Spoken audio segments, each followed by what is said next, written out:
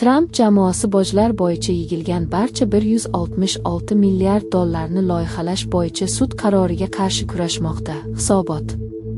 Fevral oyida Oliy sud prezident Donald Tramp o'tgan yili raqiblarga ham, ittifoqchilarga ham qo'ygan keng qamrovli tariflarni, xususan 1977 yildagi Xalqaro favqulodda iqtisodiy vakolatlar to'g'risidagi qonunga binoan yuklangan majburiyatlarni bekor qildi.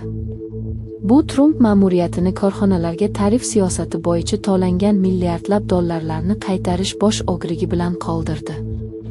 Biroq ma'muriyat Xalqaro savdo sudi sudyasi Richard K. Eaton tomonidan joriy yilning bahorida chiqarilgan tariflarni zudlik bilan qaytarishni talab qilgan buyrug'iga qarshilik qilmoqda, deya xabar beradi chorshanba kuni The New York Times. The Times ma'muriyatining AQSh bojxona Germaniya BMT xavfsizlik kengashi a'zoligidagi achchiq maglubda Rossiyani ayblaydi. Ukrainani qat'iy qo'llab-quvvatlaymiz. Rossiya xavfsizlik kengashida bunday ovoz bo'lishini istamaydi, dedi Vadeful va Rossiya Germaniyaga qarshi kayfiyat uyg'otgani sir emasligini aytdi. Birlashgan Millatlar Tashkiloti Xavfsizlik kengashining 5 doimiy a'zosi Xitoy, Fransiya, Rossiya, Buyuk Britaniya va AQSh va on vaqtinchalik. Biz har doim ma'lum masalalarda aniq pozitsiyani egallab kelganmiz va bu barcha a'zo davlatlarga ham tegishli emas, dedi Vadeful.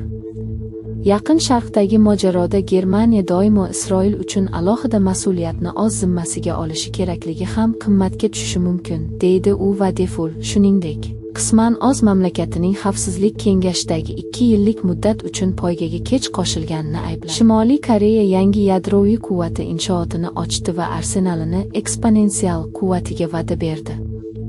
Davlat matbuoti zavod ilg'or texnologiyalardan foydalanayotganini ta'kidlagan, fotosuratlar esa uranni boyitish zavodi bo'lishi mumkinligini ko'rsatmoqda. Tramp galati matbuot anjumanida Eronni ochishni to'g'risida mo'tadil tarzda otishma deb ta'rifladi. Eron Kuvaytdagi nishonlarga qarshi raketalar otganidan keyin o't ochishni to'xtatish hali ham mavjudmi yoki yo'qmi degan savolga Tramp o't almashish uchun sabab borligini aytdi. Biz ularga juda qattiq zarba berdik, bir oz, shuning uchun ba'zi narsalar uchun sabab bor va odatda ba'zida mantiqiy bo'lgan sabab bor. Ba'zilar, lekin ular unchalik katta bo'lmagan narsa uchun nimadir qilishdi. Biz buni tushunib oldik, biz dunyodagi eng buyuk armiya bilan bo'lgani kabi, biz buni juda tez siqib qo'ydik, lekin ba'zi odamlar ularni biroz gazablantirdik, deyishdi, chunki biz boshqa sabablarga ko'ra kuchli harakat qildik, dedi u. Bu dunyoning boshqa qismi, bilasizmi?